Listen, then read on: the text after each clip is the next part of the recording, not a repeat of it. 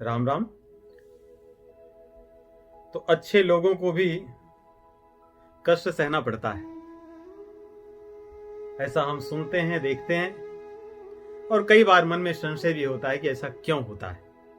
जब कोई व्यक्ति अच्छा ही है फिर उसके साथ बुरा क्यों हो जाता है। तो हमें यह भी पता हो कि बुरा क्या है, अच्छा क्या है। अगर हमें अच्छा बुरा क्या है ये ज्ञान न हो सकता है हम बुरे व्यक्ति को अच्छा समझते रहें और अच्छे को बुरा समझते रहें, ये भी संभव है। देखिए, भ्रांतियां विविध प्रकार की हैं, परंतु हमारे शास्त्रों में बड़ा स्पष्ट इनके बारे में समझाया गया है। सब चीजें वास्तव में है हमारी ही कर्मों के खेल। समाज में या संसार में कई इस प्रकार की भी सभ्यताएं हैं जो कर्मों को अधिक नहीं मानती। वैसे मानती तो है, कर्म अच्छे बुरे होते हैं, परंतु उनको एक संक्षेप समय तक मानती हैं कि ये जन्म हो गया, उसके बाद जो होना था सो हो गया, खत्म। इसलिए आपको जन्म मिल गया है तो आपको जो करना है करो, मौज मस्ती। और आजकल दुर्भाग्यवश हमारे पढ़े लिखे समाज के लोग, अज्ञानी और असभ्य संस्कारों में रहने वाले कई लोग जो केवल अभिनय के माध्यम से अच्छी चीजें प्रदर्शित करते हैं, परंतु उनका आचरण वास्तव में कुत्सित और असभ्य होता है। हमने उनको ही आदर्श मान रखा, तो उन्होंने भी हमें सिखा दिया कि भाई जीवन तो एक ही है, इसको बस आप एंजॉय करो। तो यही नहीं पता एंजॉय क्या है, जो मन में आए सो करो। तो इसलिए भी हमें यह नहीं पता कि अच्छा क्या है बुरा क्या है। देखिए, हमारे शास्त्र बड़ा सरल कहते हैं और बहुत दृढ़ता से कहते हैं कि आप जो कर्म करोगे उसका फल आपको भोगना ही पड़ेगा। और वो कभी ये नहीं मानते कि अच्छे लोगों के साथ बुरा होता है, और न तो ये मानते हैं कि बुरों के साथ अच्छा होता है। शास्त्र बड़े स्पष्ट हैं, कहते हैं ऐसा हो ही नहीं सकता। देखिए, एक सिद्धांत है, अवश्यमेव भोक्तव्यम कृतं कर्म शुभाशुभम ना भुक्तं क्षीयते कर्म जन्म कोटि शतैरपि। अवश्यमेव भोक्तव्यम कृतं कर्म शुभाशुभम। हमने जो शुभ या अशुभ कर्म किए हैं उसको हमें अवश्य ही भोगना होगा, चाहे कह रहे हैं जन्म कोटि शतैहि अपि। हो सकता है सैकड़ों जन्म लग जाएं, परंतु आपको उसका फल तो भोगना ही पड़ेगा। अच्छा हो तो और बुरा हो तो आप उससे बच नहीं सकते, ये स्पष्ट कहा गया है। रामायण में भी भैया लक्ष्मण जी बतलाते हैं निषाद राज से, जब भगवान श्री रामचंद्र जी कुशा पर सोए हैं, उनको देखकर ये दोनों भगवान के भक्त बड़े दुखी होते हैं। लक्ष्मण जी और निषाद राज की चर्चा होती है, उसमें ऐसा वक्तव्य आता है कि कोन काहुन को सुख दुख कर दाता, काहुन को सुख निज कृत कर्म भोग सब भ्राता।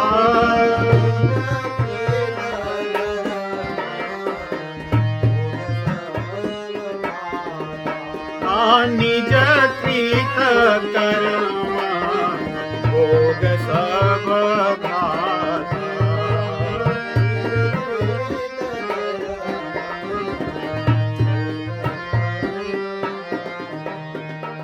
काहुन को सुख दुख कर दाता, कह रहे हैं कोई व्यक्ति किसी को न तो सुख दे सकता है और न तो दुख दे सकता है, यह असंभव है। अपने ही किए हुए कर्मों का फल जीव पाता है, यह सिद्धांत है। तो जब शास्त्रों में,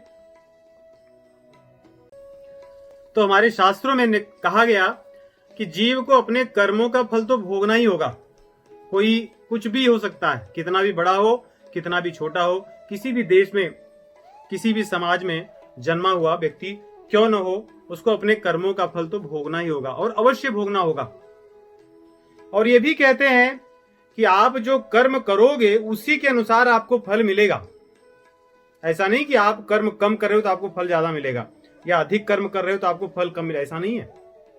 रामचरितमानस में आता है, कर्म प्रधान विश्व करी राखा, कर्म प्रधान विश्व करी राखा, जो जस करई सो तस फल चाखा।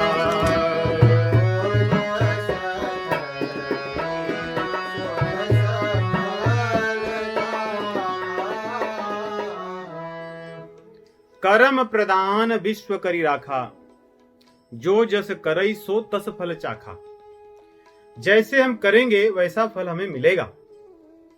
तो अगर शास्त्रों की माने तो वे ऐसा नहीं कह रहे हैं कि कोई अच्छे लोग अच्छा काम करेंगे तो उन्हें फल बुरा मिलेगा।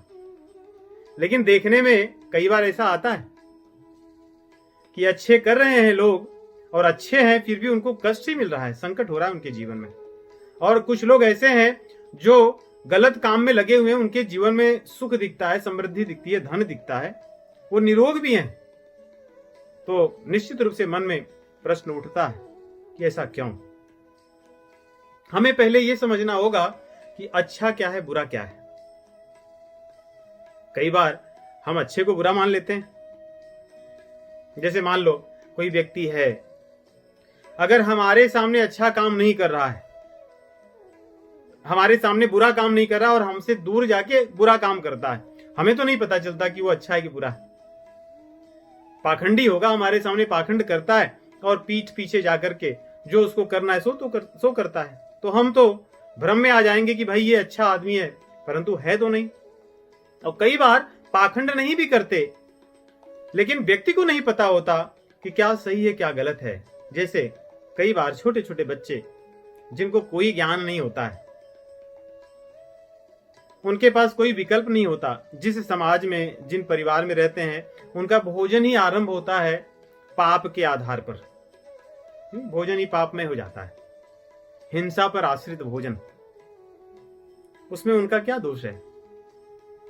जिस स्थान पर जन्म पाए वहां पर आदमी बड़े बड़े, देखो बहुत धनवान होते हैं, बड़ी बड़ी गाड़ियों से चलते हैं और बड़े बड़े रेस्टोरेंट में पहुंचते हैं, वैलेट पार्किंग होती है, उसके बाद में उनको कोई स्वागत करता है कि आइए, और वो उस रेस्टोरेंट में प्रवेश करते हैं, बढ़िया से उनको बैठाया जाता है, वेटर आता है, तो आप what would you like to have, है ना, कितना प्रेम से पूछता है। और आदमी अपने छोटे छोटे बच्चों के साथ, बड़ों के साथ गया है, you know I want something chicken. Well, उसमें से कोई बोलेगा I want goat, I want milk, lamb. कितना अच्छा लगता है, नहीं? उसने क्या गलत किया है? कितने धनवान हैं, कितने अच्छे से उनको स्वागत किया जाता है, कितने मधुर बोलते हैं, नहीं, कभी क्रोध भी नहीं करते, और अच्छे से उनको परोसा जाता है सजा करके, और बढ़िया से खा रहे हैं प्रेम से, और खाए अपना चले आ रहे हैं पैसे दे करके, नहीं? कई बार व्यक्ति ऐसे भी लगता है कि I want to go today to फलाना फ्राइड चिकन, और ये बहुत बड़ा व्यवसाय हो जाता है व्यक्ति का। वहां पहुंचता है और अपने आप को वहां जाने में अपना बड़ा समझता है। उसको नहीं लगता कि वो गलत काम कर रहा है, और न तो किसी और को लगता है। उसको लगता है कितने अच्छे लोग हैं बेचारे, कितने बढ़िया है। जय किंद कटोरा, नहीं, आप कहीं जय किंद कटोरा में जाओ, आपको वहां क्या मिलेगा? बड़े प्रेम से आप गए और लेकर के आए, और बहुत प्रेम से, बड़े शांति से आप खा रहे हैं। कई लोग भजन सुनते हुए भी खा रहे होंगे। हमने क्या गलत किया है? तो गलत और अच्छे की परिभाषा कौन करेगा, कौन हमें बताएगा? हम लोग तो कोई ऐसे यहां वहां के शूज नहीं लेते, हम लोग तो कैमल के लेदर का पहनते हैं, ये ठंडी में अच्छा रहता है। मतलब हम लोग, आप कौन हैं? आपको किसने कहा कि आपको उस पशु के चमड़े को पहनना है? ये आपने किस आधार पर निश्चित कर लिया? कोई व्यक्ति अपनी शान में आजकल सांपों के चमड़ों के बैग झोले लिए घूमता है, उसमें वो अपने आप को बड़ा आदमी समझता है, और समाज के लोग उसको कितना अच्छा मानते हैं कि कितने बहुत धनवान है, $1 मिलियन महीने कमाते हैं। लास्ट ईयर इन्होंने $2 मिलियन डोनेट किया था। उनके कारण कितने लोगों को भोजन खिलाया जा रहा है, कितने होमलेस को प्रतिदिन भोजन मिलता है। हमें लग तो रहा है कि अच्छा काम कर रहे हैं और दिखता भी अच्छा है, किसी का पेट भर रहा है, लेकिन क्या ये कर्म पुण्यमय है? कई बार अच्छे लोग भी इस झांसे में रहते हैं। इसीलिए आपको ऐसे माता पिता ज्यादा मिलेंगे जो तो ऐसे पाप में कर्म नहीं करते, परंतु अपने बच्चों को कहते हैं कि कर सकता, कोई बात नहीं, गलत नहीं है, ठीक है। समय के साथ चलना पड़ता है भैया, समय के साथ चलोगे तो पाप पुण्य थोड़ी समय से बदलेगा। पाप तो पाप ही है, पुण्य तो पुण्य ही है, हिंसा तो हिंसा है। ये तो एक जिह्वा के कारण होने वाली हिंसा है। वाणी की कितनी बड़ी हिंसा है। अच्छे कर्म में लगे हुए जो लोग हैं उनकी निंदा करने से हम थोड़ी चूकते हैं, क्योंकि हमें ऐसी सिखा, हमें किसको पता नहीं, आदमी एक चीज पोस्ट कर दे, किसी को गालियां लिख देता है, या अवसर मिले तो कह देता है। क्या ये पुण्य है? ये हिंसा है, वाणी द्वारा हिंसा है। ईर्ष्या द्वेष में पलते हुए जीव हिंसा में ही जीवन जीते हैं। तो केवल जिह्वा के कारण, वाणी के कारण हम देखें, उसमें भी जो चीजें दिखती हैं पुण्यमय, वास्तव में पुण्यमय अच्छी नहीं है, पाप में है। उसी प्रकार नेत्रों द्वारा देखे जाने वाले संसार में जो चीजें हैं, कई बार हमें लगती हैं कि अच्छी हैं, परंतु पाप में है। परदोष, निंदा, श्रवण, ये पाप में है। कानों के द्वारा होने वाली हिंसा जो है पाप है। तो कोई आदमी मान लीजिए वो पाप भी करता है और पुण्य भी करता है, उसको दोनों मिलेगा, लेकिन हम उसको ये मान रहे हैं क्योंकि बड़े धर्मात्मा हैं, ये रोज पूजा पाठ करते हैं और महीने में केवल एक बार ऐसा गलत काम करते हैं। नहीं, आजकल ऐसी भी प्रथा है, दुर्भाग्य कितना है। नहीं, कई बार आदमी अपने आप को ब्राह्मण भी समझता है और स्वयं को पीने वाला भी मानता है कि हम लोग तो पीते हैं, ज्यादा नहीं, महीने में एक बार ही जाते हैं, हम लोग ब्राह्मण हैं। ये जो ढकोसला है, ये पाप में आचरण है या पुण्य में है? यही पाप में आचरण है। ये तो हम उदाहरण दे रहे हैं, कोई व्यक्ति इसको व्यक्तिगत न ले, परंतु होता तो ऐसे ही है। छोटे छोटे बच्चों को पूछो कि उनको क्या अच्छा लगता है। हम कई बार कहीं कहीं जाते हैं, बच्चों से बड़ा प्रेम के कारण उनसे पूछो कि बेटे तुम्हें क्या बहुत अच्छा लगता है? I like chicken. उसके आगे कुछ बताएगा। माता पिता को पता चलता है तो उसको बोलते हैं कि मत बता, अभी बाद में बोलना। माता पिता नहीं खाते, बच्चे क्यों खाते हैं? क्योंकि हम उसको पाप नहीं मानते। लेकिन क्या हमारे न मानने से कोई चीज पाप नहीं होगी? क्या होगी? ये तो भोजन का हो गया। वैसे ही हमारी सभी क्रियाएं पाप में और पुण्य में होती हैं।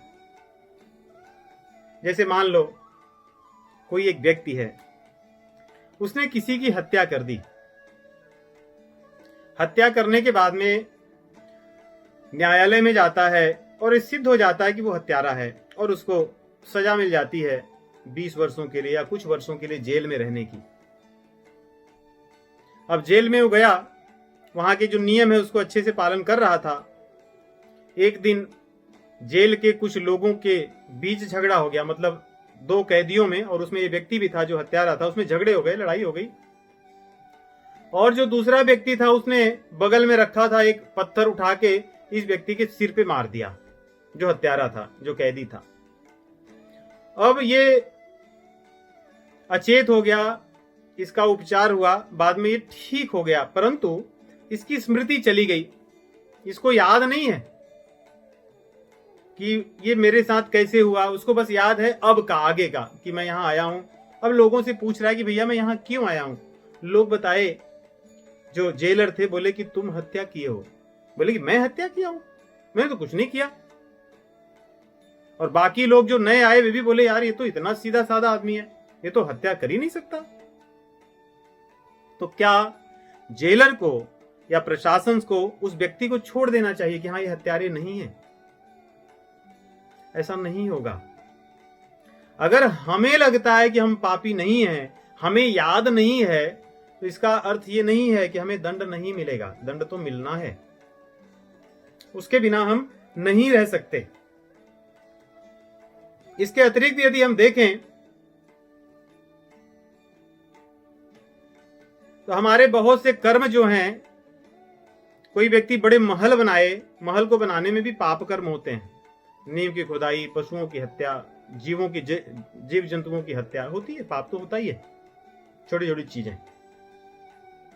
तो इस प्रकार पाप के कारण व्यक्ति को दुख मिलता है, लेकिन हमें क्योंकि उसके पाप के बारे में नहीं पता है तो हमें लगता है कि कोई बात नहीं, ये तो अच्छे आदमी है, इनके साथ बड़ा अन्याय हो रहा है। और ऐसे ही होता है दुनिया में कि हमें चीजें ज्ञात नहीं होती हैं। जो पापी हैं हमें पुण्यात्मा लगते हैं, जो पुण्यात्मा है पापी लगते हैं। परंतु हमारे शास्त्रों में देखिए दो चीजों की चर्चा विस्तार से हुई है। एक है पुनर्जन्म और दूसरा है कर्म के नियम। क्योंकि हम कर्म के नियम से परिचित नहीं है भली भांति, इसलिए हमें लगता है कि ये दुख तो इनके साथ नहीं होना चाहिए, इनके साथ ऐसा होना चाहिए। लेकिन हमारे शास्त्र दो चीजों पर विस्तार से चर्चा करते हैं और ये चर्चा बहुत आवश्यक है। वैदिक वाङ्मय में ये सबसे बड़ी विशेषता है। यदि आप इन दो चीजों को न माने तो आप शास्त्र की या भगवान की कोई भी बात को झूठी सिद्ध कर सकते हैं। जैसे सब व्यक्ति मानते हैं कि भगवान दयालु हैं। यदि भगवान दयालु हैं तो फिर जीव कष्ट क्यों भोग रहा है? इसका मतलब भगवान दयालु नहीं है। और अगर भगवान दयालु हैं तो फिर कोई भी व्यक्ति को कष्ट नहीं मिलना चाहिए संसार में, अन्यथा ये बात झूठी सिद्ध हो जाएगी। भगवान सबसे प्रेम करते हैं। सुहृदम सर्वभूतानाम, भगवत गीता में 5:29 भगवान स्वयं कहते हैं कि मैं सबका हितैषी हूं, मैं सबको प्रेम करता हूं। भैया जब आप सबको प्रेम करते हैं प्रभु, फिर जीव कष्ट क्यों भोग रहा है? इसका अर्थ आप दयालु भी हैं और आप प्रेम भी कर रहे हैं। और हमें यह भी कहा गया कि प्रभु हमारे सर्वसमर्थ हैं, जो चाहे सो कर सकते हैं।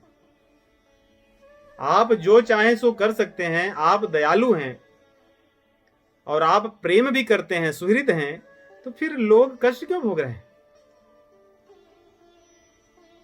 यदि हम पुनर्जन्म को न माने, देखिए कई लोग पुनर्जन्म को नहीं मानते, कर्म के नियम को मानते हैं कि हाँ आप इस जो जन्म है इसमें जो काम किए बस वही आपका है, आप इसको इस जन्म के बाद उससे कुछ लेना देना नहीं है, क्योंकि कुछ पुनर्जन्म नहीं होता। अगर पुनर्जन्म नहीं होता तो भगवान को न तो आप दयालु मानोगे, न तो भगवान को सुहृद मानोगे, न तो उनको सर्वसमर्थ मानोगे। इसलिए कर्म का नियम तो है ही, पुनर्जन्म होने पर ही कर्म का नियम पूर्ण रूप से सिद्ध किया जा सकता है। क्यों? चलो मान लो कि कोई व्यक्ति जीवन में कर्म किया गलत, उसको दंड मिल गया, हम देख लिए कि भाई ये 25 साल की अवस्था के थे, इन्होंने कुछ गलत काम किए, चोरी करते थे, लोगों को के साथ कपट करते थे, हमने देखा ये 40 साल की अवस्था में इनको कुछ कष्ट मिल गए, हम मान गए। कोई बच्चे छोटे से पैदा होते हैं, उनको बीमारियां क्यों मिलती हैं? यदि हम पुनर्जन्म को न माने, फिर छोटा सा बच्चा जो भी जन्मा ही है, ऐसा कौन सा उसने गलत काम कर दिया कि उसको बीमारी है?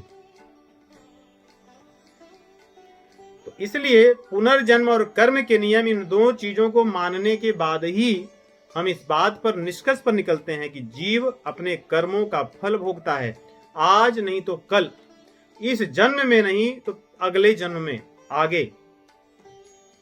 और तब यह भी सिद्ध होता है कि प्रभु हमारे दयालु हैं, तब यह भी सिद्ध होता है कि भगवान सर्वसमर्थ हैं, इसलिए कोई उनसे बच नहीं सकता। जो उनकी शरण में जाता है, जो उनका हो जाता है, तब वो उस पर कृपा करते हैं। जो उनकी शरण में नहीं जाता तो कर्म के नियमों के अधीन उसका जीवन चलता है, जन्म के बाद जन्म लेता रहता है। और हमारे शास्त्र पुनर्जन्म के बारे में कई बार कह चुके हैं, सर्वत्र कहे हैं। भगवत गीता में भगवान कहते हैं अर्जुन को, बहूनि में व्यतीतानि जन्मानि तव चार्जुना, मैंने बहुत बार जन्म लिया, तू भी लिया है, मैं सबको जानता हूं लेकिन तू नहीं जानता। तान्यहम वेद सर्वाणि न तुम वेत्थ परंतप, तू नहीं जानता, मैं जानता हूं। तो भगवान कहते हैं कि पुनर्जन्म है और कर्म का फल भी है। भगवत गीता में तो कर्म के बारे में 3रा अध्याय ही पूरा कर्म का रहस्य है। इसलिए भगवान भगवत गीता में कहते हैं कि जीव को 3 चीजें कर्म के बारे में अवश्य जाननी चाहिए। एक ये कि कौन सा कर्म पुण्यमय है, दूसरा ये कि कौन सा कर्म पापमय है, और कौन सा कर्म पुण्य और पाप से ऊपर है। क्योंकि हम जब जानेंगे तभी तो वैसे कर्म करेंगे।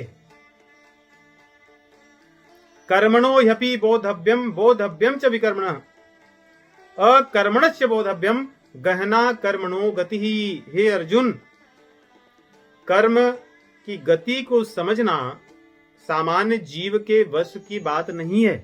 फिर भी देखिए, फिर भी कर्म को तुम समझो, जानो, उसका बोध करो कि कर्म क्या है। कर्म अर्थात भगवत गीता में कर्म अर्थात सकाम कर्म, पुण्यमय कर्म। और विकर्म मतलब जो कर्म आपको पाप ही पाप देंगे, जो चीज नहीं करना चाहिए वो करना। शास्त्र निषिद्ध कर्म विकर्म है। और भगवत गीता में एक विलक्षण चीज है कि पाप और पुण्य दोनों से बचने के लिए अकर्म की बात करता है। अर्थात जो कर्म हम अपने लिए न करें, जो कर्म हम भगवान को अर्पित करने के लिए, परोपकार के लिए करें, वे कर्म अकर्म होते हैं। उसका फल पाप पुण्य हमें नहीं मिलता, वो प्रभु जाने, उनका काम जाने।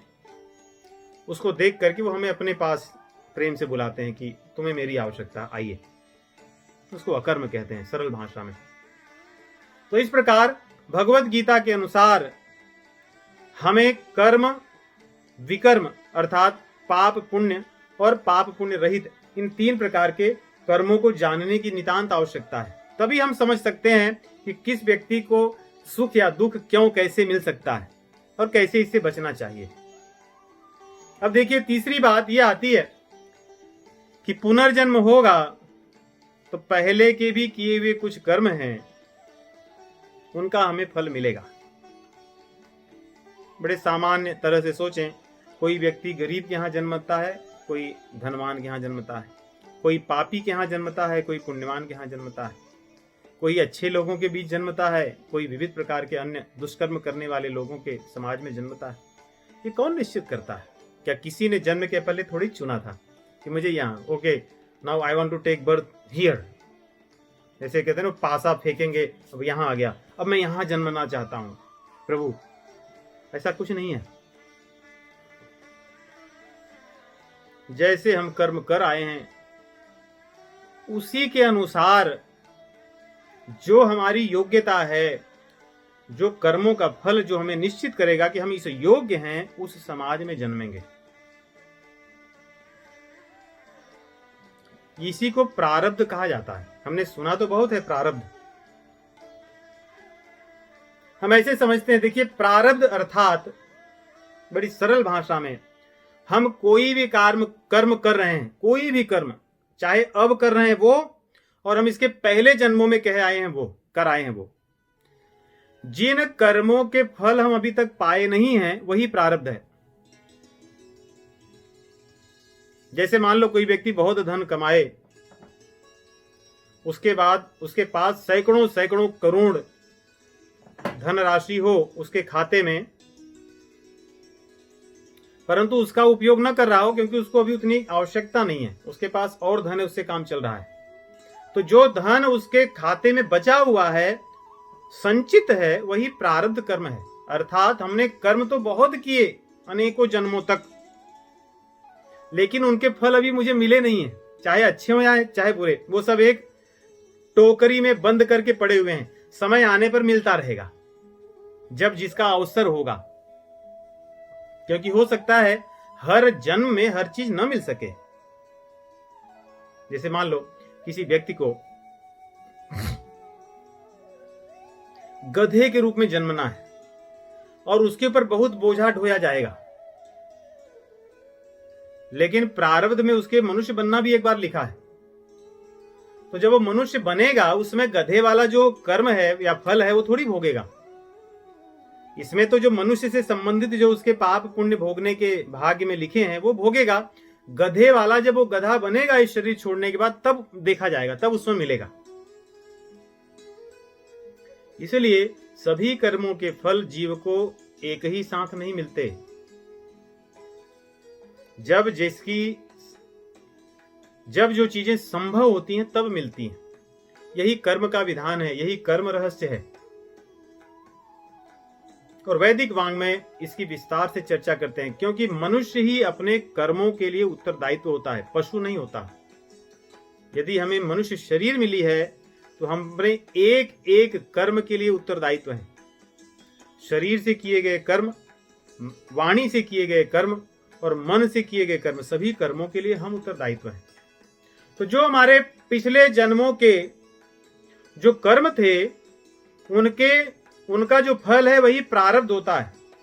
तो प्रारब्ध का कुछ भाग हमें इस जन्म में मिल रहा है, कुछ बचा हुआ है, उसको संचित कर्म कहते हैं। वो बचा हुआ है, आपका स्टोर्ड है, आपका फिक्स डिपॉजिट अभी पड़ा हुआ है, वो बाद में मिलेगा।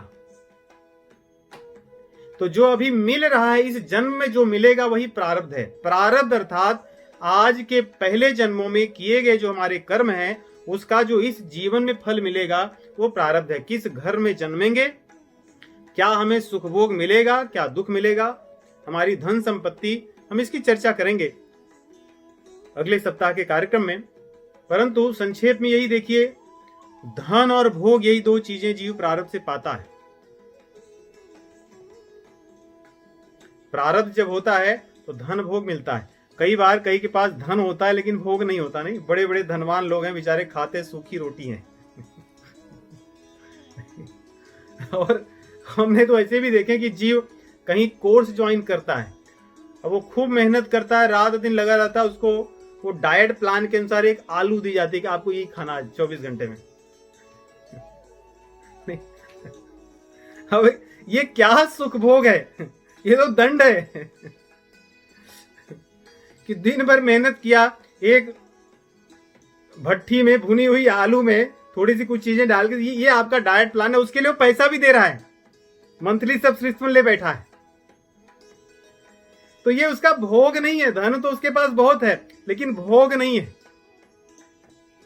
कई बार व्यक्ति के पास धन नहीं होता लेकिन भोग अथाह होता है। जो मिल गया खा लिया, सब पच जाता है, बीमार नहीं होता, अपनी उसकी जिंदगी चलते रहती है। कोई ऐसे ही संगी साथी मिल जाते हैं जो उसको खिलाते पिलाते रहते हैं। नहीं, और व्यसनियों को तो ज्यादा ऐसे मिल जाते नहीं। व्यसनी लोगों के संगी साथी बहुत होते हैं। उनके पास जेब में कुछ हो न हो लेकिन पीने खाने को समय पे मिलता रहता है, कहीं न कहीं से व्यवस्था उनकी होती है। तो जिसके जीवन में भोग है तो भोग मिलता है, और धन है तो धन मिलता है, और दोनों है तो दोनों मिलता है। ये तो देखने में आता है, इसको कोई व्यक्ति नकार नहीं सकता कि ऐसा नहीं होता। ऐसा ही होता है, ऐसे ही होता है। अब जो हमारे प्रारब्ध कर्म हैं, जो या संचित जो कर्म है, देखिए उसका जो चीज हम भोग रहे हैं वो प्रारब्ध हो गया। कहां जन्मेंगे, कैसे रहेंगे, इत्यादि बहुत सी चीजें। स्वास्थ्य, यहां तक कि देखिए स्वास्थ्य भी दो तरह से खराब होता है। एक तो हमारे कर्मों से, अभी जो हम काम कर रहे हैं, दूसरा प्रारब्ध से। गरुड़ पुराण में इसकी चर्चा है। बहुत से देखिए रोग ऐसे होते हैं, व्यक्ति को सामान्य रोग होता है लेकिन वो ठीक ही नहीं होता है, पूरी जीवन भर उसको लेकर भोगता है। और उस तरह के रोग किसी और को हो जाए तो वो ठीक हो जाता है एक बार दवाई लेकर के। तो जो रोग उपचार से ठीक हो जाते हैं वे सामान्य जीवन में, इस जीवन में चलते हुए कर्मों का फल है। परंतु जो रोग असाध्य हैं, विविध प्रकार के उपचार करने के पश्चात भी ठीक नहीं होते, वे हमारे पूर्वकृत कर्मों का प्रारब्ध स्वरूप रोग है, वो हमें भोगना होगा। ये शास्त्र कहते हैं ऐसा, और इसको मानने से ही हमें सभी प्रश्नों का उत्तर मिलता है।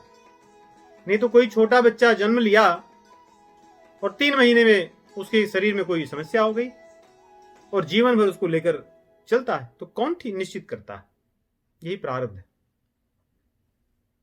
तो संचित कर्म का एक फल जो हम भोग रहे हैं वो प्रारब्ध हो गया, और एक दूसरा होता है वो संस्कार होता है। जैसे मान लीजिए पिछले जन्म में कोई जीव दूसरों से हमेशा लड़ता झगड़ता था, हत्या करता था, मारता था, पीटता था। उसका इस शरीर में हो सकता है कि वैसा कर्म न कर रहा हो, लेकिन उसके संस्कार के कारण वैसी भावना रहती है। बात बात में चिढ़ जाएगा, बात बात में चिल्लाने लगेगा, बात बात में किसी अलग तरह की बात करेगा। ये उसके संस्कार के कारण जो भावनात्मक होता है, एक तो होता है जो क्रिया करता है, एक भावनाएं जो होती हैं वे भी प्रारब्ध से होती हैं। इसीलिए कोई लोग बड़े चिड़चिड़े होते हैं, बिना कारण के परेशान हैं। कोई लोग ऐसे ही, वो किसी को देखे कि वो कान में धीरे से कुछ बोले थे, सुबह से शाम तक परेशान है, क्या था, कहीं मेरे बारे में तो नहीं बोले, पिछली बार मेरे बारे में। ये कौन करवाता है? ये संस्कार है। और कई लोग देखते हैं कि अपना नाम भी सुने कि कुछ कह रहे थे, हाँ होगा कुछ, चलिए कोई बात नहीं, क्या बुरा करेंगे। तो ये संस्कार होता है। इसी को स्फुरना कहते हैं। स्फुरना मतलब आपके मन में एक तरह की कोई चीज प्रेरणा करे। जैसे आप बैठे हो शांति से, मन में आ रहा है कि इसे पत्थर लेके जो पक्षी उनको इसे मारता रहूं, जो चींटियां दिख रही हैं उनको जाके मैं जला दूं। ऐसे आपको करने वाले लोग मिलेंगे। किसी सांप को पकड़ लूं, उसको बांध लूं, उसको परेशान करूं, उसको नचाऊं, इस तरह का मैं काम करूं। तो इस तरह के भी हमें देखने को मिलते हैं। तो ये स्फुरणाएं हैं, ये पिछले जन्म में किए गए जो हमारे कर्म थे, जो संस्कार रूप में हमारे भीतर आए हैं। और कुछ लोगों का स्वभाव कितना शांत होता है, नहीं, कितना मृदुभाषी होते हैं। उनके साथ कुछ अन्याय भी हो जाता है तो बड़े संतोष कर जाते हैं और शांत मन से रहते हैं और क्षमा कर देते हैं। कई आदमी होता है, कुछ लोग, कि उनके साथ अगर किसी ने उनको गलती से ही अगर कुछ उनके साथ बुरा कर दिया, तो जब तक वो जानबूझकर उसका 2-3 बार बुरा नहीं करेंगे तब, और 10 लोगों को नहीं बताएंगे, तब तक उनको शांति नहीं होती है। और कई लोग ऐसे भी होते हैं कि उनके साथ अगर कोई जानबूझकर भी बुरा कर दिया तो उसको क्षमा कर देते हैं, कोई बात नहीं। तो ये स्फुरणाएं जो हैं, ये संस्कार हैं, ये पिछले जन्म के किए गए कर्मों का एक तरह से, जैसे देखिए हमने किसी अगर बर्तन में हींग रख दी, एक छोटी सी हींग ले करके आप किसी बर्तन, बड़े बर्तन में रख दो, उसमें हर चीज हींग में हो जाएगी। या कोई एक पास, आपके पास डिबिया हो, उस डिबिया में हींग रही हो, हींग खाली कर दीजिए और उसके बाद उसमें कुछ अच्छी सुगंधित चीज डाल दीजिए, फिर भी वो सुगंधित जो चीज थी वो हींग में हो जाएगी। यही संस्कार है। अच्छी चीजों में भी बुराइयां ढूंढ लेता है संस्कार, या कभी कभी बुरी चीजों में भी अच्छाइयां ढूंढ लेते हैं। तो ये हमारे पहले के किए गए जो कर्म थे उनका फल है। अब हम जो फल भोग रहे हैं, ये फल 3 प्रकार के होते हैं। देखिए, फल अर्थात जैसे हमने पढ़े हैं कि सभी क्रियाओं की एक प्रतिक्रिया होती है। Every action has a reaction. तो हमारे शास्त्र की भाषा में वो रिएक्शन मतलब कर्मफल है। प्रत्येक कर्म का कर्म फल होगा, उससे आप नहीं बच सकते।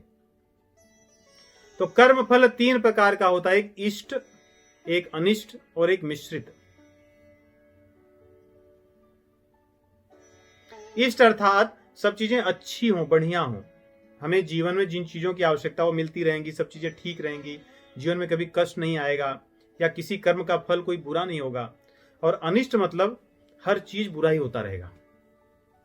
और तीसरा है मिश्रित, अर्थात इष्ट और अनिष्ट दोनों होगा। कोई भी आप काम करेंगे उसमें थोड़ा सा अच्छा होगा, थोड़ा बुरा होगा, अधिकतर होता यही है। इष्ट और अनिष्ट हो, ये बहुत दुर्लभ है। परंतु मिश्रित ही होता है। आप कोई भी कर्म करें उसमें ये दोनों चीजें होती हैं। जैसे आपके पास धन बहुत हो जाए, एक तरह की खुशी मिलती है व्यक्ति को, अच्छा लगता है बहुत धन है, लेकिन भय भी रहता है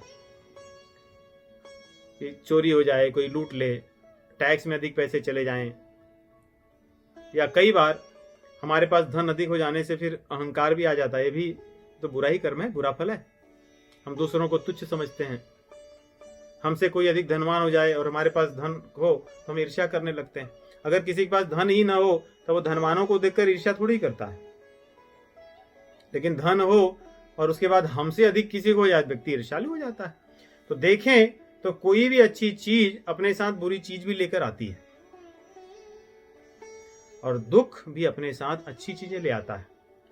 दुख के कारण कई बार व्यक्ति के भीतर विनम्रता होती है, क्षमाशीलता होती है, उसका अहंकार कम होता है, दूसरों को सम्मान देने लगता है। तो संसार के अधिकतर जो कर्म हैं उनका जो फल है वो मिश्रित होता है, अर्थात कुछ अच्छा होता है, कुछ बुरा होता है। यही चीजें हमारे सामने अनुकूल और प्रतिकूल परिस्थितियां बनकर आती हैं। हमारे सामने देखिए, हम अच्छे कर्म किए रहेंगे तो चीजें सब अच्छी अच्छी होती हैं।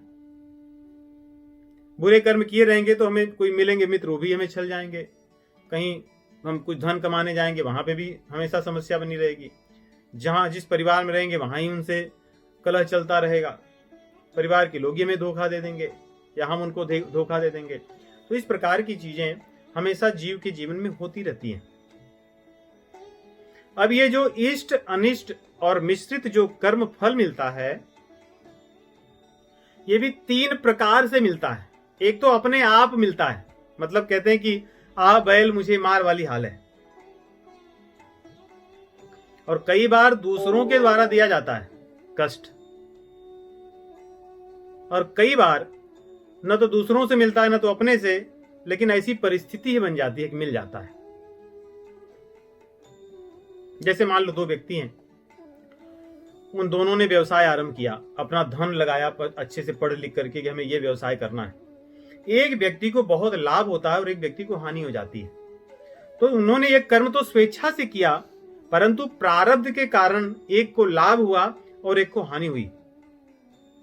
उसमें इच्छा उनकी स्वयं की थी, किसी ने उनको नहीं कहा कि आप जाके यहां धन लगाओ या ये चीजें करो, ऐसा किसी ने नहीं किया। तो ये स्वेच्छा पूर्वक लाभ या हानि होता है प्रारब्ध के कारण। और दूसरा कारण क्या है, क्या जितने बिजनेस थे, कई बार ऐसा होता है, देखो 2 व्यक्ति दुकान चलाते हैं, एक व्यक्ति के यहाँ भीड़ लगी रहती है, क्या बेचारा बैठा रहता है, वो तो छोड़। यहाँ बड़े बड़े बिजनेसेस का भी यही हाल है। जो बिजनेसेस 40 साल पहले बड़े थे, आज उनको कौन पूछता है ज्यादा। जो 20 साल पहले नहीं थे, आज वो दुनिया में प्रसिद्ध है। और क्या ये हमेशा रहने वाले भी नहीं रहेंगे, ये भी कुछ समय बाद गिर जाएंगे, कोई नया आएगा, क्योंकि प्रकृति का नियम है। और कुछ चीजें अच्छी या बुरी परेच्छा से होती हैं, दूसरों की इच्छा से होती हैं। भाग्यवश ऐसे लोग मिलते हैं जो हमारी या तो हानि कर देंगे या तो लाभ, उसमें हमारा कुछ नहीं होता। जैसे मान लो कोई एक गरीब बालक है, उसको कोई एक धनवान व्यक्ति गोद ले ले, ऐसे भी होते हैं ना, उसको गोद ले लिया, वो फिर बड़ा आदमी बन गया, बड़ी बड़ी गाड़ियों में घूम रहा है, बहुत धन है उसके पास। किसी ने अपनी सारी चीजें जो थी वो किसी के नाम लिख दिया, उसने चुना नहीं था कि मुझे दो, लेकिन लिख देते हैं लोग। और कभी किसी के घर से चोरी हो जाए, वो भी थोड़ी चुने थे कि मेरे यहां वो चोरी, किसी और ने चुना। तो किसी और के चुनने से हमें लाभ भी होती है और हानि भी होती है। और उसी प्रकार कुछ चीजें न तो अपनी इच्छा से होती हैं, न तो दूसरों की इच्छा से होती हैं, वो दैव इच्छा से होती हैं। जैसे कोई व्यक्ति जा रहा है, उसके ऊपर पेड़ गिर पड़े, ये कौन किया, गिर गया। और किसी को धन का भरा हुआ टोकरा मिल जाए, घर बनाता रहे, उसकी नींव में पता चला ये देखो पूरा भरा हुआ है, तो क्या मिल गया। ऐसे भी मिलते हैं लोगों को। कोई इसमें व्यक्ति नहीं है, परंतु लाभ और हानि उसको हो रहा है। तो इस प्रकार यदि हम देखें तो संसार में देखने को मिलता है कि हमारे किए हुए जो पूर्व कर्म है, प्रारब्ध हैं, उससे हमें लाभ हानि होती है। कभी हम चाहते हैं तो, कभी नहीं चाहते हैं तो, कभी दूसरा चाहता है तो, इस प्रकार चीजें होती हैं। तो ये तो पहले के कर्म हो गए। देखिए दूसरे हमारे शास्त्रों ने कहा क्रियमाण कर्म। ये हमें समझने की आवश्यकता है।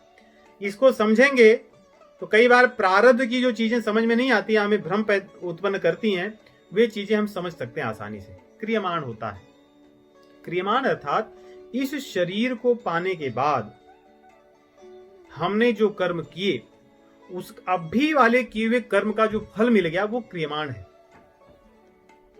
जैसे मान लो कि कोई व्यक्ति 10 मिर्ची खा गया, तो क्रियमाण कर्मों के 2 तरह के फल होते हैं, एक तो दिखते हैं, एक नहीं दिखते।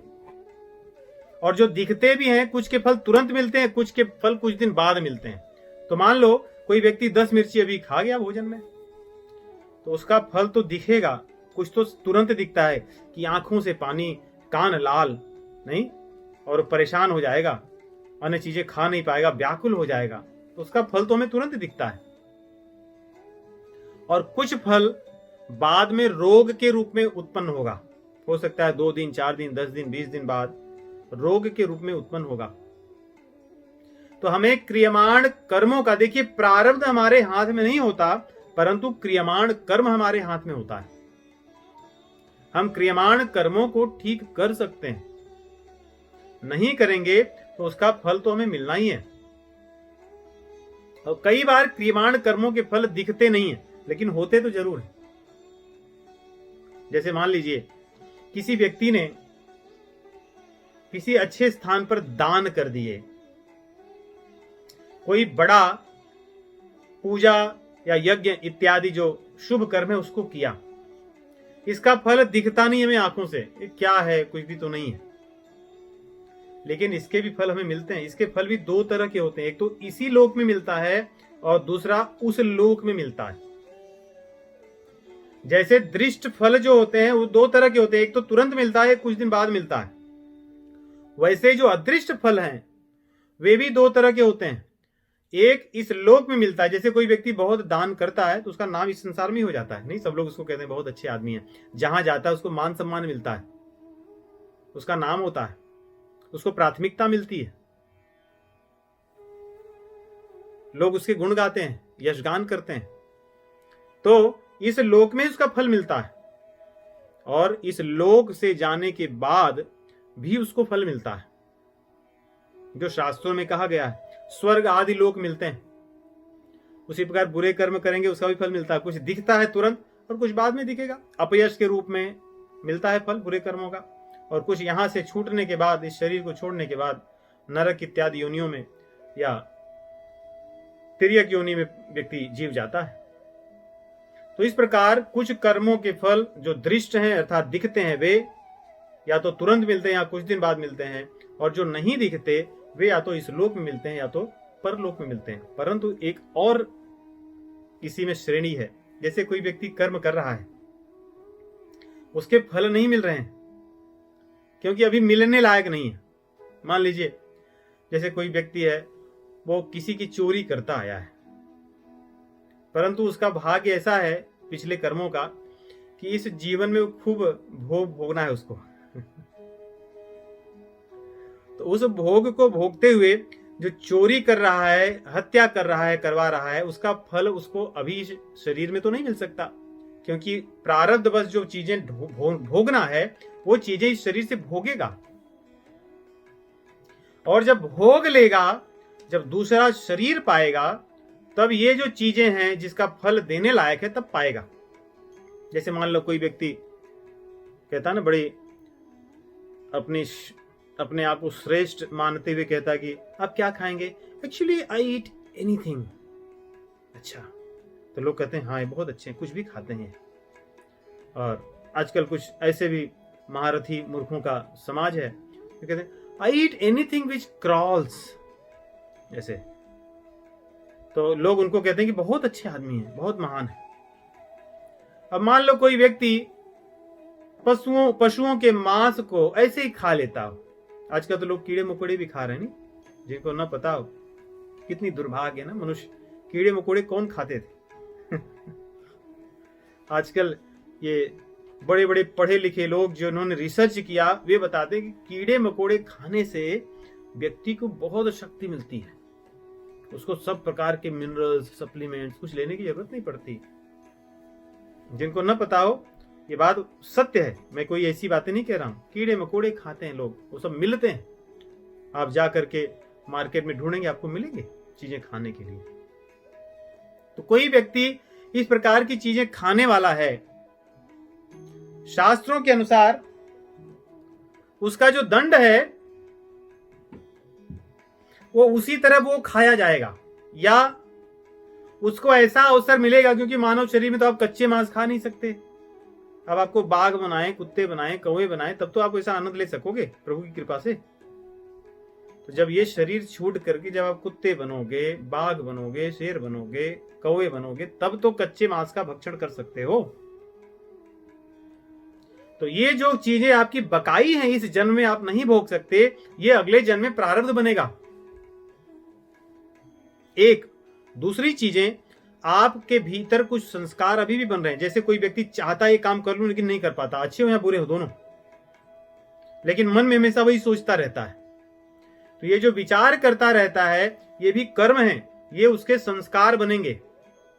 जब जहां जन्मेगा स्वभाव से वो वैसे ही करना चाहेगा। इसीलिए देखते नहीं हम कि कुछ लोग अलग तरह की सोचते हैं कि मेरे मन में ऐसा विचार आ रहा है, ऐसा करूं क्या, ऐसा करूं क्या, ऐसा कर दूं क्या, क्योंकि उन्होंने बहुत ऐसा सोचा करने के लिए, लेकिन सौभाग्य या दुर्भाग्य से वे नहीं कर पाए। इसलिए अब वो चीजें इनको प्रकट हो रही हैं कि करें, ऐसी स्फूर्णा मिल रही हैं। तो इस प्रकार यदि हम देखें तो कुछ हमारे कर्म जो संचित हैं पहले के, जो प्रारब्ध से मिलते हैं और आगे मिलते रहेंगे, और इस जन्म में जो हम कर्म कर रहे हैं, ये कर्म भी कुछों का फल हम अभी पा रहे हैं, कुछ का फल हम इस शरीर को छोड़ने के बाद पाएंगे, जो प्रारब्ध रूप में बन जाएंगे। तो इस प्रकार हम निश्चित नहीं कर सकते कि कौन व्यक्ति कब किए हुए अपने कर्मों के फल को सुख रूप में या दुख रूप में भोग रहा है, क्योंकि हमें उसका इतिहास नहीं पता है। उसका इतिहास तो जो कर्म के लेखा जोखा करने वाले हैं, जिसको भगवान ने सब दे रखा है, यमराज जी, उनके खाते से चलता है। उनकी जो चीजें, एक बार वो यूआईडी डालते हैं जो सॉफ्टवेयर के लोग हैं, एक यूआईडी ऐसी यूनिक आईडी भगवान ने बनाई है कि वो पूरा चिट्ठा निकाल देता है कि हाँ पिछले अनंत जन्मों का आपका ये है, अब इस जन्म में आपको ये बनना है। भीष्म पितामह को भी जो सैया पर सोना पड़ा, उन्होंने एक बार कौतुकवश सर्प के शरीर का छेदन कर दिया था तीरों से, जिस कारण उन्हें इस शरीर में भीष्म पितामह रूप में उसके फल को लेना पड़ा। आप किसी का भी देखिए, उसको फल तो भोगना ही पड़ता है कर्म का,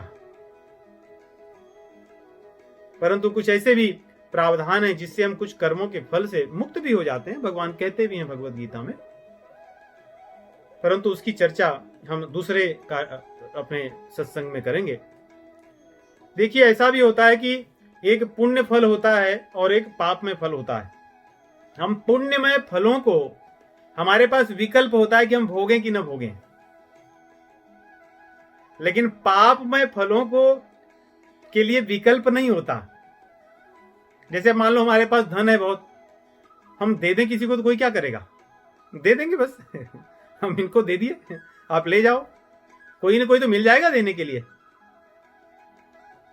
जैसे हमने मान लो किसी को उधार दे दिया है और मुझे पता है कि वो व्यक्ति देने योग्य नहीं है, नहीं दे सकता, तो हम भगवान के सामने बैठ करके या गंगा जल को अपने हाथ में ले करके भगवान से कह दिए कि प्रभु, हमने जो उनको दिया है आज से मैं उसको मुक्त करता हूं, मैंने वो दान मान लिया।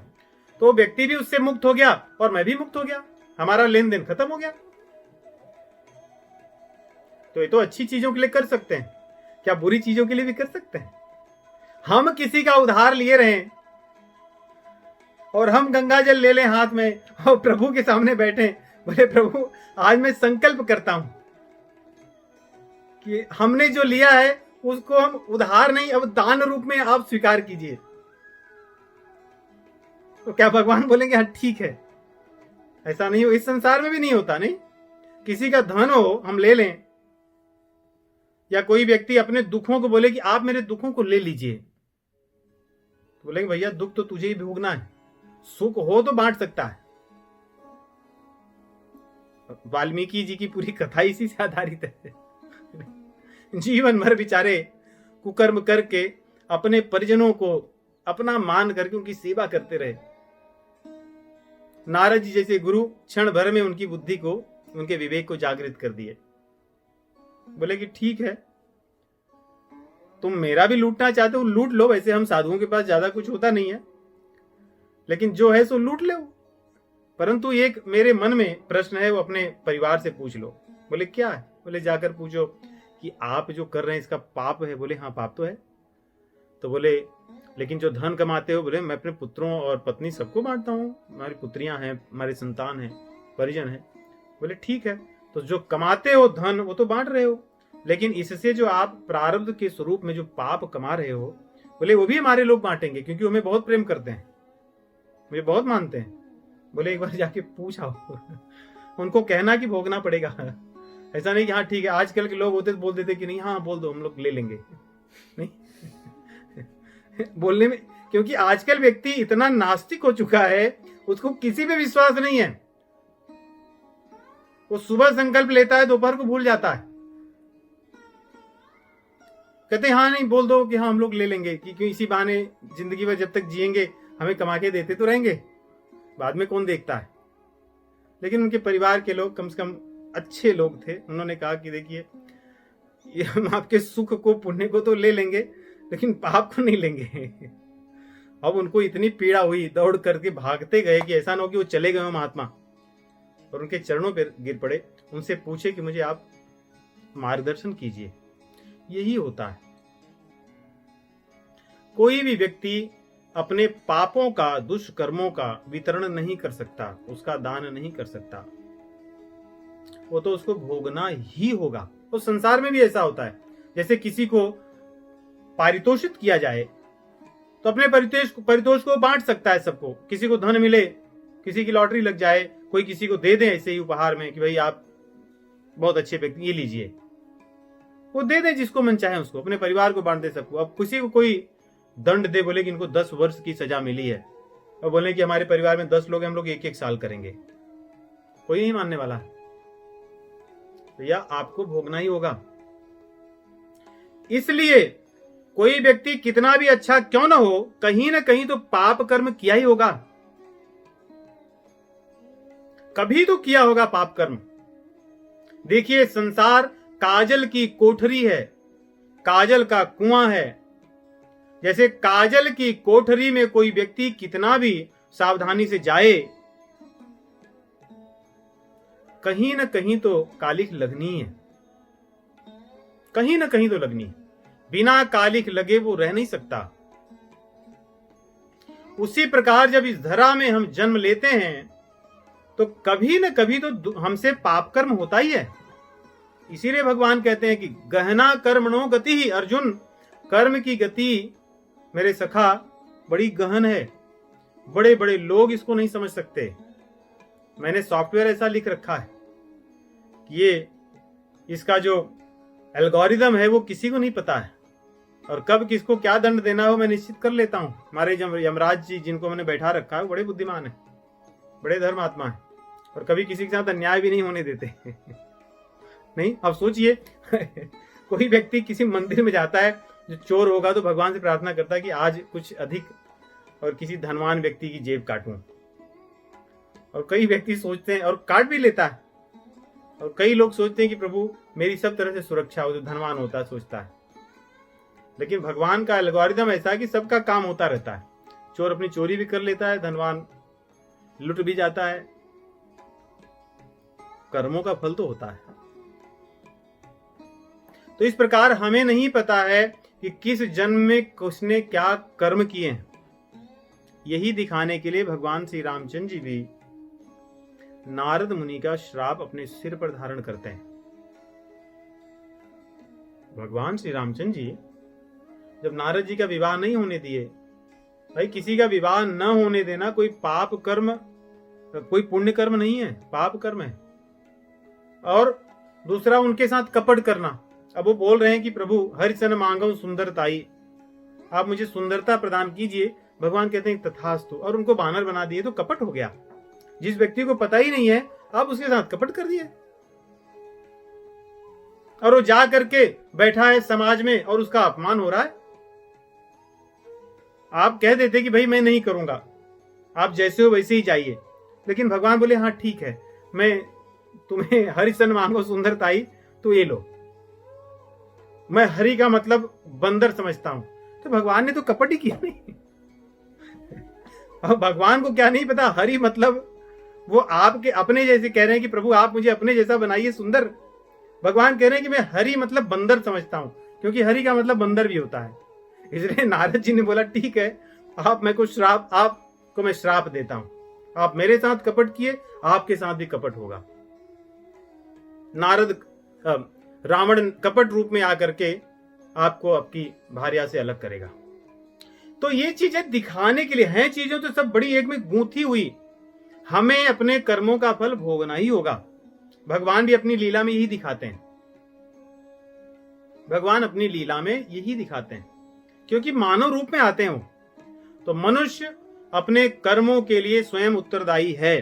वो अपने कर्मों के फल को किसी और को नहीं बांट सकता, विशेष रूप से दुख भोगने के कर्मों को। इसलिए बहुत से लोग अच्छे तो हैं क्योंकि उन्होंने बहुत अच्छे कर्म किए हैं, परंतु कुछ तो बुरे कर्म उन्होंने किए हैं जो हमें नहीं पता। उस कर्मों के फल को उन्हें भोगना ही होगा। इसलिए हमारे मन में स्वयं से आता है कि समाज में ये तो इतने अच्छे व्यक्ति फिर इतने कष्ट क्यों भोग रहे हैं, क्योंकि उन्होंने कभी न कभी उनसे कोई न कोई गलत कार्य हो गया है। और भगवान की कृपा है कि उस बुरे कर्म के फल को भोग कर वे उससे मुक्त हो जाते हैं, फिर वो अपने आगे की यात्रा में चलने लगते हैं। उनके लिए अच्छा होता है। जो हमारे पास पुण्य कर्म है, उन पुण्य कर्मों से दूसरों की सेवा करके, दूसरों का परोपकार करके हम मुक्त हो सकते हैं। जो हमारे पास पाप कर्म है, जो हमारे जीवन में कष्ट आते हैं, उनसे, उन कष्टों को भोग कर, उनको स्वीकार करके हम उनसे मुक्त हो सकते हैं। अगर हम उनको नहीं स्वीकारेंगे, इसीलिए गोस्वामी तुलसीदास जी कहते हैं छूटन अधिक अधिक रुझाई,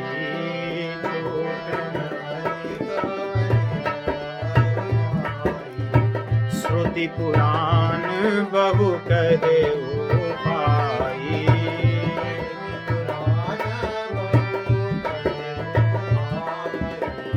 छूटन अधिक अधिक रुझाई,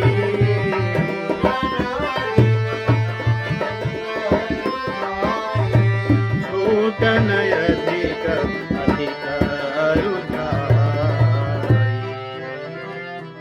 छूटन अधिक अधिक अरुझाई।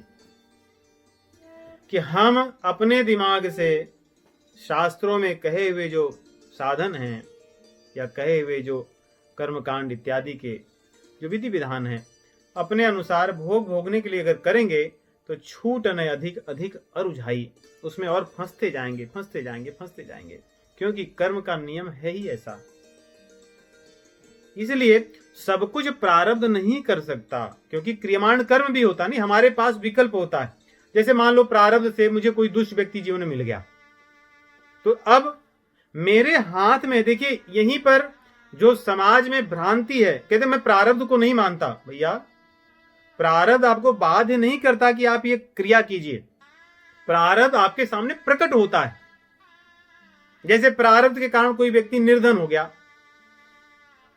अब निर्धन होने पर उसके पास विकल्प है कि वो मेहनत करके फिर या तो अच्छे से धन कमाए, एक दूसरा, या जो है उसी में संतुष्ट रहे, तीसरा ये किसी को लूटने लगे। प्रारब्ध ये नहीं करता कि आप लूटने लगो या मेहनत करके धन कमाओ या जो है उसी में संतुष्ट, ये आपके ऊपर है, ये आपका क्रियमाण कर्म है। आप निश्चित कर सकते हो कि प्रारब्ध से मेरे जीवन में ऐसी परिस्थिति आई, मुझे क्या करना है, मुझे नहीं उस पर प्रतिक्रिया करनी है, मुझे संतोष करना है या मुझे इस प्रकार मेहनत करनी, तो ये दोनों चीजों को समझने की आवश्यकता है। प्रारब्ध आपके सामने या तो कोई चीजें बहुत अच्छी बनकर आएगा, जैसे प्रारब्ध बस किसी व्यक्ति को अच्छे लोग मिल गए, हम सब जो मिले हैं ये प्रारब्ध तो कहना उतना अच्छा नहीं होगा क्योंकि ये भगवत कृपा है, परंतु यदि हम प्रारब्ध भी माने तो प्रारब्ध बस हमें ये लोग मिले हैं। अब इसमें आकर के हम भगवान की चर्चा करें, सत्संग करें, ये करें तो कितनी अच्छी बात है, हमारे हाथ में है। दूसरा, इसमें आकर के हम लोग चर्चा करें कि चलो हम लोग मल्टी मार्केटिंग का कुछ करते हैं, नहीं? चलो हम लोग आधे घंटे सत्संग हो गया, अब थोड़ी अंत्याक्षरी खेल लेते हैं, अच्छा ही रहेगा, थोड़े बच्चों का एंटरटेनमेंट हो जाएगा। कितनी अच्छा लगता है नहीं सुन के कि हम लोग भी इतने दिनों से कर रहे हैं, साल भर हो गया, थोड़ा तो ब्रेक चाहिए भी होता है, नहीं? वो भी जरूरी है, थोड़ा सा कर लेते हैं। ये किसके हाथ में है? ये हमारे हाथ में है कि ये जो अच्छे लोग यहाँ जुटे हैं इनको ले करके हम उसी कीचड़ वाले कर्म में जाएं या इनको लेकर हम अच्छे श्रेष्ठ कर्मों में साधना करें, हमारे ऊपर निर्भर करता है। तो इस प्रकार अच्छी या बुरी जो परिस्थितियां हैं वो हमारे हाथ में होती हैं कि हम क्या करें। यहीं पे कर्म की कर्मठता की बात आती है, जो हमारे लोग शास्त्र भी कहते हैं कि भाग्य से बड़ा, भाग्य पौरुष से बड़ा नहीं होता, पुरुषार्थ आपका बड़ा होता है। आप बुद्धि से भाग्य को बदल सकते हैं, अर्थात जो आपके पास दुख आया सह लो, शांति से हो गई, खत्म बात। आप उसमें से कुछ नई चीजें नहीं करोगे। आपके जीवन में कष्ट आया, शांति से उसको धारण कर लो कि हाँ ये मेरे किए हुए कर्मों का फल है, और आप अच्छे कर्म करते रहो। आपको कौन रोकता है? ये पुरुषार्थ है, ये बुद्धि है, ये विवेक है। इसलिए विवेक भाग्य से बड़ा होता है। अब कोई व्यक्ति बोले अरे मेरे जीवन में तो वैसे ही है, बैठ के रोता रहे दिन रात, वो ये उसके हाथ में है। ये प्रारब्ध नहीं करा रहा है कि रोने के लिए प्रारब्ध नहीं बोला है, प्रारब्ध ने केवल रोने की परिस्थिति दी है। रोना है या नहीं रोना है ये उस व्यक्ति के हाथ में है। कोई व्यक्ति इस बात को अस्वीकार नहीं कर सकता कि प्रारब्ध बस उसके जीवन में अच्छी या बुरी परिस्थितियां आती हैं। भाई बहन क्या उसने चुना था? नहीं किया। अब मुझे इस तरह के भाई चाहिए, उसने बैठ करके रिक्वायरमेंट दी थी, इस तरह की मुझे भगिनी बहन चाहिए, सब कुछ नहीं होता, सब प्रारब्ध से मिलते हैं। परंतु उन भाई और बहन के साथ आचरण कैसा करना है वो निश्चित कर सकता है। वो उसके भाग्य में नहीं है, वो उसके हाथ में है। लेकिन कई बार अपनी अज्ञानता और विवेकहीनता के कारण जीव भाग्य और पौरुषता, मैंने पारुषता अगर शब्द कहे तो उसको पौरुषता समझिएगा, पौरुषता और भाग्य इन दोनों को सही ढंग से नहीं समझ पाता। इसलिए विवेक के माध्यम से अपनी पौरुषता का उपयोग करके प्रारब्ध बस मिली हुई अनुकूल या प्रतिकूल परिस्थितियों को एक दृष्टा के रूप में या सहते हुए जीव अपने जीवन को चरितार्थ कर सकता है। यही भगवत गीता का या हमारे शास्त्रों का यही संदेश है। इसी से हमारा जीवन मंगलमय हो सकता है। इन्हीं शब्दों के साथ हम विराम करेंगे। राम राम।